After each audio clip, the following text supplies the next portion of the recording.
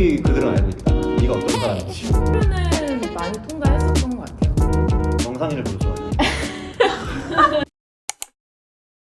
안녕하세요.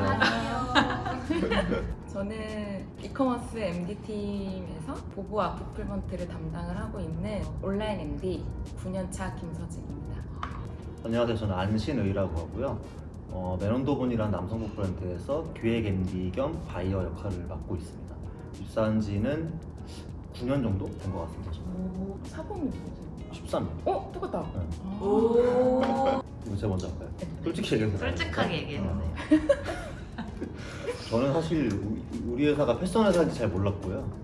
가끔 하는 착각인데 이제 신세계 인터내셔널이잖아요. 그래서 약간 상사 같은 느낌인데 패션을 주로 하는 회사라고 생각을 하고 들어왔습니다. 그때 당시에 직무가 해외 패션, 국내 패션, 그리고 지원팀 이렇게 세 파트를 뽑았었거든요. 저는 그 중에 지원 분야로 지원을 해서 합격을 했고, 근데 합격을 하고 와서 보니까 TO가 좀 꼬였는지 면담할 때 이제 해외 패션 쪽으로 가라고 하더라고요. 그래서 싫다고 했는데 남들은 왜 다 해외 패션을 가고 싶어 하는데 왜 너는 싫다 그러냐. 그래서 알겠습니다 하고 그냥 와서 잘 하고 있습니다. 저는 제가 한참 취업 준비를 하고 있을 때 서울에 있는 몇 개 소재의 대학교에 이제 디자이너 신입을 뽑을 때 이렇게 공고가 내려오는 걸로 알고 있었어요. 이제 교수님 추천으로 여기 한번 써보라고 해서 지원을 했고, 이제 했으면 좀 핫했을 살로몬 스포츠 아웃도어 사업부에서 그래픽 디자이너와 그는 용품 디자인을 같이 할 수 있는 신입 디자이너를 뽑는다고 해서 입사를 했고, 처음에는 디자이너로 입사를 했어요. 시즌마다 조금씩 다르기는 한데요. 지금 5월 중순부터 한 7월까지는 어떤 브랜드를 바잉할지 어떤 아이템들 바잉할지 이쪽으로 많이 몰두를 하는 편이고요. 그게 끝난 다음부터는 이제 실제로 시즌이 러닝이 되니까 전에 바잉해놓은 상품들이 들어오기 시작해가지고 그런 거 입고를 챙기고 그 브랜드랑 커뮤니케이션 하고 매장에다가 물건을 보내주고 이런 일을 하고, 그 다음 단계는 이제 팔리기 시작해야 되니까 어떤 상품이 어떻게 팔리는지에 대해서 좀 매장하고 피드백을 많이 받고 그 다음 시즌 어떻게 준비할지 계획하고 이런 걸 많이 하고요. 저 같은 경우는 바잉도 하지만 기획도 하니까 저희 디자이너가 3분이 계셔가지고 담당 아이템별로 수시로 미팅 같은 것도 많이 하고, 이런 아이템이 좋겠다 아니면 이런 거는 좀 고쳐야겠다 이런 것도 수시로 하는 편이고요. 하루 일과는 이제 출근하면 보통은 다 아마 거의 대부분 비슷하실 텐데 어제 무슨 상품 팔렸는지 한번 리뷰를 해보고 특이사항 있으면 이제 매장에 전화도 한번 해보고 이 브랜드를 이 매장에서 팔 리가 없는데 팔렸다 이런 경우가 있거든요. 그러면은 어떤 고객이 사갔는지 어떻게 팔았는지 이런 거 피드백 받아보고 좀 그런 걸 나중에 바잉할 때 반영해보기도 하고 이렇게 하는 편이죠. 그리고 시장조사도 나가서도 많이 하고 책상에 앉아서도 많이 하고 시장조사도 많이 하죠. 나중에 상품이 들어왔는데 잘 팔릴 때, 특히나 다른 사람이 하지 말자고 했는데 내가 했을 때 잘 팔릴 때, 남들이 다 좋다고 한 게 잘 팔리는 건 당연한 거고요.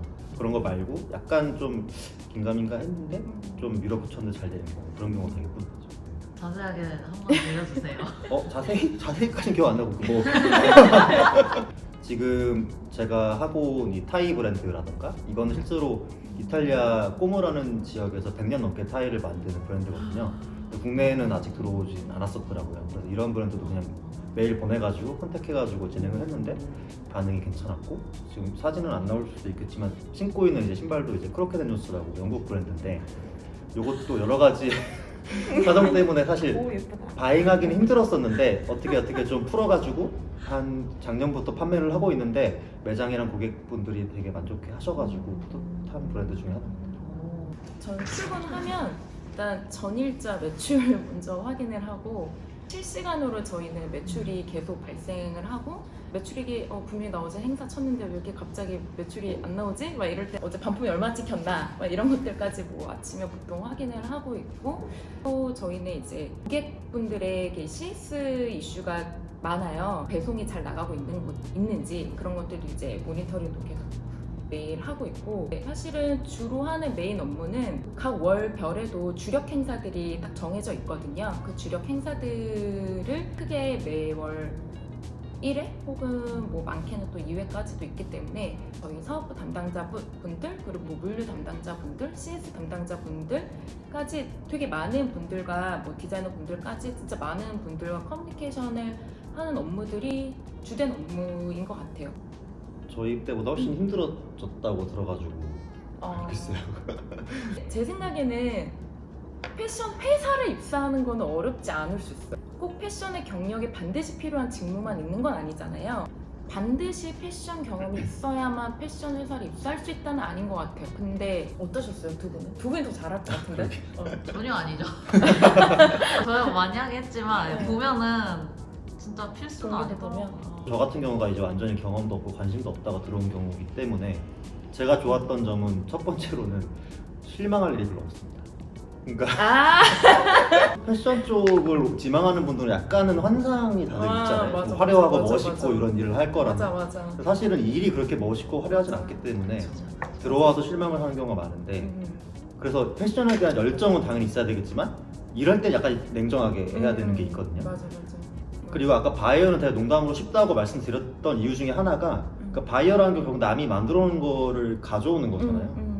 특히 우리 회사는 브랜드가 어느 정도 세팅이 되어 있는 상태고 그러다 보니까 그 친구들이 멋지게 만들어주면 그거를 어떻게 골라오느냐의 문제인데 그럴 때는 감각적인 테이스트도 중요하지만 그런 어떻게 포트폴리오를 구성할 것인가 약간 숫자적인 감각 이런 게 중요할 수도 있어요. 그리고 고객층에 따라 당연히 다르겠지만 마르니 사카이 마르젤라 같은 경우는 좀 더 감도가 높은 브랜드지만 그쵸. 조금 대중적인 브랜드의 맞아. 경우에는 오히려 취향이 세지 않은 게 도움이 될 수도 있죠. 맞아. 일반 고객에 아, 근데 가까운 진짜 경우가 맞는 것 같아요. 그 브랜드 본사의 파워가 점점 강해지고 있기 때문에 예전처럼 저희가 바잉을 할 때도 자유도가 예전만큼 높진 않아요. 오히려 맨데토리라고 해서 꼭 의무적으로 바잉해야 되는 그런 비중이 높아지고 있기 때문에 사실 어떻게 보면 바이어로서의 역할이 좀 축소되고 있는 추세긴 하죠. 그러다 보니까 패션에 대한 감각에 대한 필요성도 예전보다는 조금 줄어들지 않을까 개인적인 생각입니다. 저는 여기 회사가 이제 첫 도전은 아니었고 그 전에 그래픽 디자이너로 광고 대행사에서 이제 일을 하다가 SI에 입사를 다시 도전을 해서 들어왔었는데 처음에 들어왔던 광고 대행사는 저랑 정말 안 맞는다는 거를 많이 느껴서 제가 이제 다시 도전해야겠다라고 생각을 해서 들어왔었던 거였거든요. 마침 그때 제가 첫 브랜드였던 살로몬이 SI 이전에 다른 회사에서 이미 런칭을 한 번 했는데 실패를 하고 다시 SI에서 두 번째 런칭을 한국에서 하는 거였었어요. 그 두 개의 공통점을 이제 저는 잡아서 마지막 최종 면접 때 내가 왜 당신을 뽑아야 되냐라는 이런 유사한 질문이 저에게 왔었었는데 저는 이제 살로몬이라는 브랜드가 한국에서 처음 실패하고 두 번째 런칭이지 않냐. 저도 마찬가지다. 저도 제 인생에서 이게 두 번째 도전이다. 그래서 살로몬을 성공시키는 게 바로 저는 제 인생의 성공이기 때문에 나는 반드시 여기 입사를 해서 꼭 살로몬을 성공하는 브랜드로 만들겠다라고 이제 답변을 했어요. 제가 그렇게 딱 답변을 하고 나왔을 때 제 앞에 면접관이 5분이 계셨는데 그분 중에 한 분이 저에게 말을 굉장히 잘하시네요? 라고 하셨어요. 그래서 그 말을 딱 듣고 아 이거는 난 이거 붙었다라고 이제 생각을 하면 나거든요. 거의 저는 예상 질문 한 50개 정도 뽑아서 그 50개에 맞는 답변을 다 준비했었어요. 저는 이제 완전 반대의 케이스입니다. 저는 이 회사에 붙을 거라고 생각 못했던 게 면접 때도 질문을 거의 안 받았거든요. 그래서 나한테 관심이 없구나. 근데 합격해가지고 기억나는 거는 자기소개할 때 제 이름이 신이니까 그냥 회사에 들어와서도 이름값을 잘 하면서 살겠다 요 정도만 말했던 것 같은데 면접이라는 건 결국 자기를 드러내는 거잖아요. 그러니까 자기를 어떻게 약간 화장이나 포장을 조금은 할 수 있어도 아예 다른 모습을 보여줄 수는 없거든요. 그건 거짓말이기도 하고. 근데 면접관들은 수백 번 봤기 때문에 다 그거를 파악하고 있단 말이에요. 그래서 이거는 뭐 약간 레리비 같은 말일 수 있는데 그냥 편안하게 자기를 드러내는 게 더 좋은 것 같아요. 왜냐면 어차피 그들은 알고 있다. 네가 어떤 사람인지. 차라리 그냥 진솔하게 내가 어떤 사람인지를 드러내는 게 그게 그 회사에 맞다면 붙을 것이고 맞아. 영 아니라면 안 될 것이고 맞아요. 친척이나 이렇게 인사 쪽 하시는 분한테 물어봤더니 질문이 너무 많거나 너무 많으면은 오히려 좋은 징조라고 하는 분도 있었어요. 그러니까 너무 관심이 가면 질문을 많이 할 수도 있고 맞아. 아니면 얘는 인상 같은 게 마음에 들어서 괜찮으니까 아예 질문 안 할 수도 있고. 맞아. 전 딱 하나 있습니다. 어떤 거요? 정상인을 별로 좋아하지 않아요.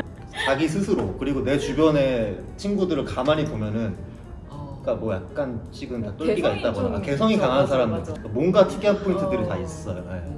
본인만의 개성을 갖고 있는 게 근데 저도 되게 중요하다고 생각은 해요. 왜냐면 기회도 그런 사람들을 알아서 찾아가는 것 같거든요. 회사 내에서도. 그런 거를 갖고 있는 게 되게 중요한 것 같아요. 저는 뭐 꾸준히 팁이 별로 없었어요. 근데 어, 면접은 뭐 약간 중요한 건 자신감? 아까 같은 맥락인데 어차피 거짓말을 할 수는 없기 때문에 나를 드러내는 건데 과하지 않은 선에서 내가 어떤 사람인지를 잘 어필하는 거. 한 질문 안에 내가 얘기하고 싶은 게 뭐 되게 막 두세 개일 수 있잖아요. 저의 경험들 그런 것들을 2줄 이내로 요약했어요. 그래서 저는 첫째, 둘째, 셋째를 썼어요. 그래서 그냥 이렇게 자소서를 이렇게 대각선으로 쭉 봐도 읽힐 정도로 간단하게 썼던 것 같아요. 뭐 과대했던 거고, 뭐 그런 능력이 있기 때문에 뭔가 커뮤니케이션을 잘 할 수 있습니다. 막 이런 식으로 막 되게 짧게 썼는데 한참 막 취업 준비할 때 자소 같은 거 검토하러 많이 다니게 되잖아요. 검토해 주시는 분이 제 거 보고 되게 읽기 쉬워서 아, 이 사람은 이런 애구나 라고 해서 이건 떨어지진 않을 것 같은데요 라고 했었어요. 그래서 서류는 많이 통과했었던 것 같아요.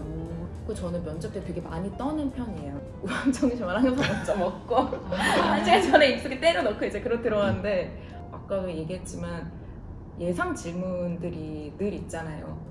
저는 그거를 조금 생각보다 철저하게 준비하는 편이어서 특히 신입 때 면접 때는 예상 질문을 이렇게 막 4, 50개씩 뽑아가지고 제가 거기에 답변을 일단 다 써봤어요. 내가 할 수 있는 말들 쫙 쓰고 버벅이지 않을 때까지 막 계속 연습하고 서점에 가니까 취업 면접 책 막 이런 게 있더라고요.